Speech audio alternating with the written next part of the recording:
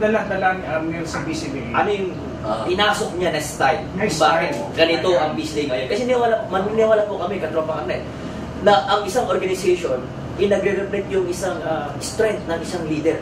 Kung ano yung isang corporate culture ng isang organization, it's because of the leader. Ano na gusto namin malaman? Yung leadership brand na yun. Ako kasi ay isa sa mga co-founding core member ng isang social movement, isang kilusan na tinatawag natin yung Kaya Natin Movement. No? Aming sinusulong yung ethical and effective leadership na katulad ng kay Jesse Robel, yung matino at mahuhusay na pamumuno.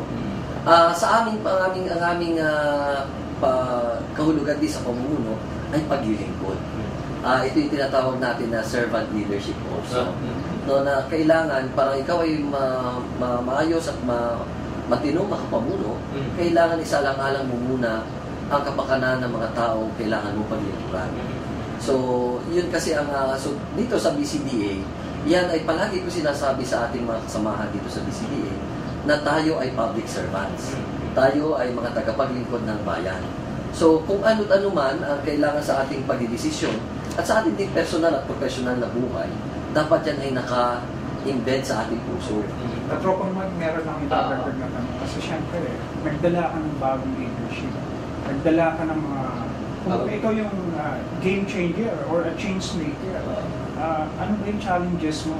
Gusto natin tignan dito kasi in every aspect of leadership may mga challenges yan. Siyempre, pag pumunta ka sa isang organisasyon na hindi sila handa yung sa dadalhin mong leadership, may conflict. Diba? Sa katutak na change management program. Change management. So, paano mo minamanage yung ganong problema at challenges? Well, salamat sa tanong mo. Well, itong talagang trabaho natin ay hindi madali. No? Kung tayo ay maglilingkod sa ating kapwa, huwag natin iisipin na madali ang paglilingkod. Ika nga, yung hirap ay talagang naandyan yan. Aasahan mo dapat yan at kailangan ihanda mo ang iyong loob at ang iyong katawan. At kahit ang iyong pamilya ay kailangan ihanda mo sa ganitong paglilingkod. Sapagkat kung hindi nila maintindihan kung bakit ikaw ay palaging nasa dyaryo at palagi ka tinutuligsa at ikaw ay palagi ko naman ay laging gabi na akong umuwi, kailangan maintindihan yan. Pero kasi, unang-una, gusto kong siguro ang dahilan din ng bakit ako bumalik uli sa paglilingkod sa bayan ay dahil sa pinakitang halimbawa ng ating Pangulong Aquino. Sa kanya ko kasi nakita ang katapatan, ang katatagan, ang katapangan para maglingkod talaga sa bayan. Ito kasi ang Pangulong nakita ko na walang ibang interes, kundi talaga ang interes ng bayan. Sapagkat nakita rin naman natin sa kanyang buhay kung paano rin naman siya naapit noong panahon ng kasagsagan ng diktatorya, no? Kung paano dumaan ang kanyang pamilya sa mga pasakit at mga pagsubok, subalit ito kanyang tiniis at kanyang naigpawan. Dapat tayong lahat ng Pilipino ay ganun din.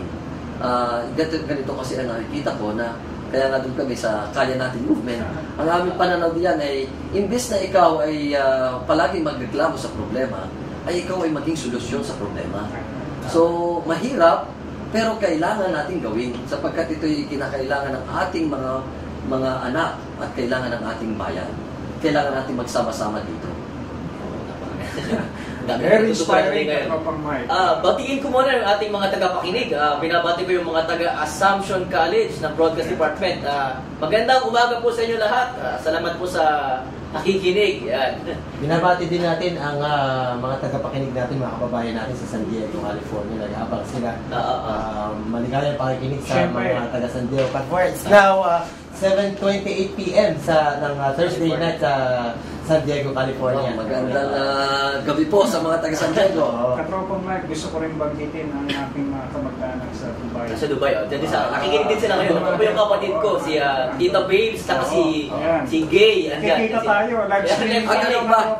Tingin po tayo dun sa buong mundo po tayo. At saka siyempre, taga-Alhambra, California, yung Queen of the Valley Medical Center na inunod. Saka special mention yung mga katropa natin sa Fort Bragg, home of Special Forces. Yes. Ayan. Wow, oo, mga Nakikinig sila dito. Nakikinig sila kayo. Siyempre, huwag natin kalimutan yung mga participants na nakatatapos ng social media management training sa CMO school na ginawa natin last week. Maligayang pakikinig at sa mga tagapakinig natin sa Philippine Navy at Philippine Marines na nag-conduct din ng social media training. Alright. Okay. Katropang Arnel, meron lang akong babalikan sandali. May nabanggit ka kanina na yung lupa, hindi forever yung lupa eh. It will always be an issue sa resources. Ano ng effort ng DCDA para, kasi wala na tayong ibebenta in the future. Ano man ang para maging sustainable yung operations natin? Well, ang ginagawa nga natin, at tinignan namin kasi ang inventaryo ng lupa ng armed forces natin. Napakalaki actually ng lupa ng AFP. Ang nakakalungkot doon, bagamat malaki yung lupa, ay hindi napapakinabangan ng gusto ng ating sandataang lakas. Sa Fort Magsaysay na lamang, makikita natin, may ibang nag-ahasyenda doon, pero hindi naman ang AFP. Hindi naman nagbabayad sa gobyerno. No? Pero ito ay hindi naman mga mahihirap na tao. Ito ay mga mayayaman actually na nananamantala doon sa lupa ng gobyerno, lalo-lalo sa datang lakas na hindi nagagamit ng gusto. Sapagkat, well, ang ating kasing kasundaluhan ay hindi handa sa larangan yan. Bakit ko nasabi yan? Ang ibig ko sabihin, napakagaling ng ating sundalo sa pakikihamok at pagkikitigma. Kung sundalo-sundalong trabaho din lang ang gagawin, ang ating Pilipinong sundalo at kawal ang isa sa pinakamagaling sa mundo. Sa tapang, sa galing, sa integridad, nandiyan yan.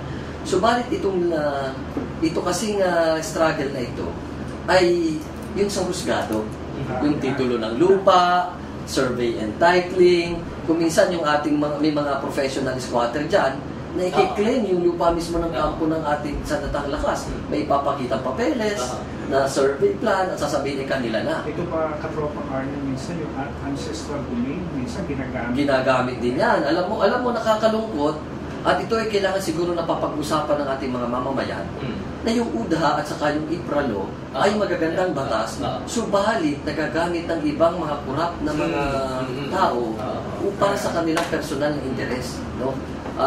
May mga social fund na tinatawag yan, di ba? Oo.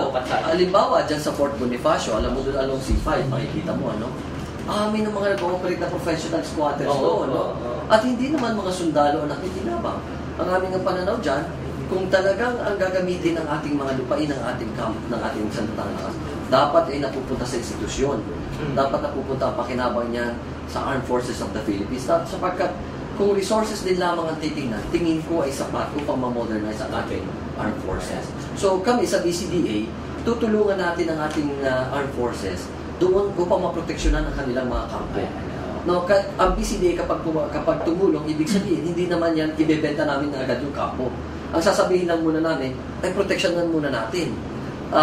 Kailangan i-survey, yung titulo kailangan maayos, tapos saka natin i-master plan, alin bang kampo ang kailangan ng ating sandatahang lakas at alin yung hindi na. Yung mga kailangan, ating pagyamanin, i-modernize natin. Yung ikararangal natin sa buong mundo na ito ay kampo ng ating Pilipinong sundalo. Yung mga hindi na kailangan, ay proteksyon na naman natin para hindi naman makuha ng mga professional squatters at saka mga land speculator at magamit natin ng tama para naman sa kapakinabangan ng ating sundalo. Katropang Arnel, meron na ba tayong mga initiatives within the armed forces, itong mga programa na to? Meron na ba tayong pinag-uusapan para pagkaroon tayo ng magandang komprehensibong solusyon para dito sa problema na to? Oo. Ima-master plan natin yan. Nag-alat ang BCD ng 161 million para sa master planning din yan. So, bakit ko ba nasabi nito? Meron din itong magandang direksyon at layunin sapagkat yung mga kampo natin halimbawa sa mga insurgency-prone area. Pagpalagay natin yung Fort Magsaysay sa Central Luzon, Camp Kibarita sa La Union at saka sa Lanao, Camp Peralta sa may Hamindan sa Capiz, no? Pwede kasi nating magamit yan. Ako kasi nung bata pa, ako'y magsasaka. Ang pamilya namin ay walang lupa, no? Ang aking ina ay mananahi, ang aking ama ay walang trabaho. Kami walang magkakapatid, wala pa pong RH bill noon. Kaya dumami kami. Ako po ay lumaki sa bahay kubo kami nakatira. Ang aming yung living room, ayun na rin yung bedroom. Lalatagan na lamang ng banig at doon na matutulog kami lahat. Pero nakita ko ang kalagayan ng ating mga magsasakali. Ang kahirapan sa rural areas, sa kabukiran. So, kaya nagkakaroon ng pag-aklas ang ating mga mamamayan sapagkat sa kawalan ng pag-asa at ngayon yun naman ay na-exploit ng mga kalaban ng ating gobyerno upang mahimok sa pagrebelde. Ngayon, nakita natin na itong halimbawa mga kampo ito, ang lalaki ng lupa. Pero kung ito ay magagamit natin sa agrikultura, yung mga walang trabaho at walang sariling lupa, ay mabibigyan sila ng pagkakataon na magkaroon ng hanap buhay. At ito ang kikitain ng pag-asakang ito ay mapupunta sa armed forces natin para sa modernisasyon niya. Ang ating mga mamamayan na naninirahan sa paligid ng mga kampo ito ay magkakaroon ng sapat na hanap buhay at hindi na magre-rebelde. At yung lupa naman ng ating sandatang lakas at ng ating gobyerno ay maaayos at mapapakinabangan ng gusto. Ayan. Napakaganda ng ating diskusyon. Magpakilala muna tayo at mag-time check tayo. Tapos mamaya, pag-usapan naman natin kung paano nahubog. Anong pinanggalingan at anong inspirasyon ng ating katropa natin. So, time check muna tayo mga katropa! Ayan.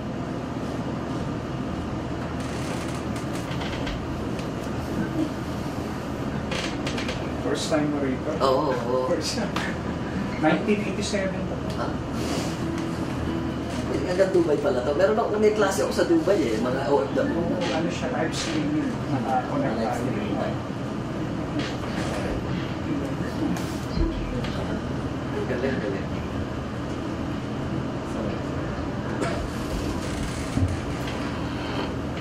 Magbabalik po tayo. Welcome back sa ating palabas, ang programang K-Jam Profile Monday.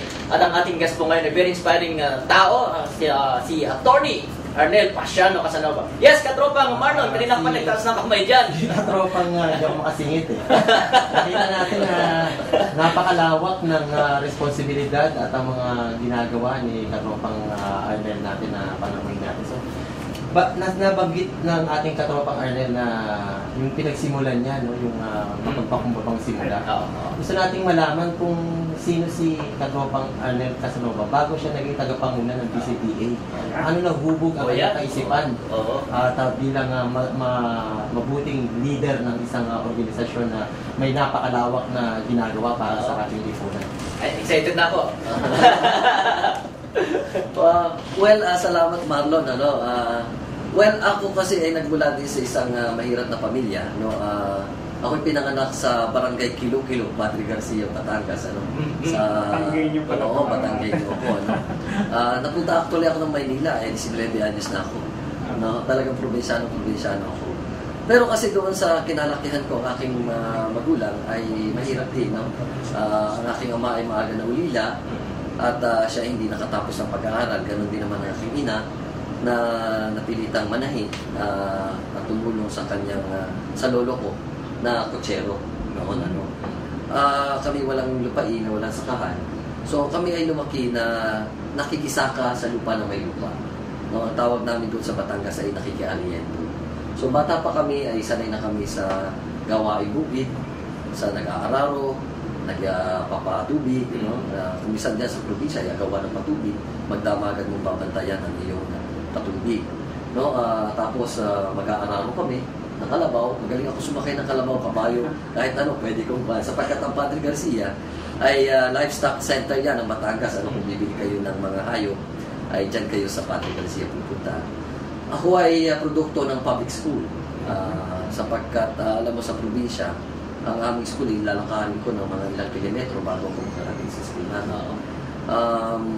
So yan ay gigising kami ng napakaaga, dadalhin namin ang aming hayop sa pastulan, sa palayanan, para makakain agad at may hamon. At saka kami didiretso sa aming eskwelahan, mga ilang kilometro ang layo. Tapos may baon na kami noon, may binalot kami sa saging, balat na daon ng saging, na kanin at doon na kami mamananakalian. Pagbalik namin sa hapon, ay didiretso muna kami doon sa palayanan, kukuhanin namin ang mga hayop namin inaalagaan at papainumin ulit para makaisisilong namin. So, lumaki ako talaga na wala kaming pera. hirap ang buhay, wala kang makain. Alam mo sa probinsya, pagka kuminsan, kailangan ito yung kuan mo, nauna ang tuka, iutang mo yung kakain. So, katulad halimbawa ng aking ina na mananahi, kuminsan sa isang komunidad na mahirap, yung halimbawa natapos niya yung kanyang tahi, hindi rin naman agad siya mababayaran. So, kailangan mangutang, no, sa palengke para lang may makain. So, kami noon, ang notebook namin noon ay hindi kami nakakatikim ng bagong notebook. Ang ginagawa namin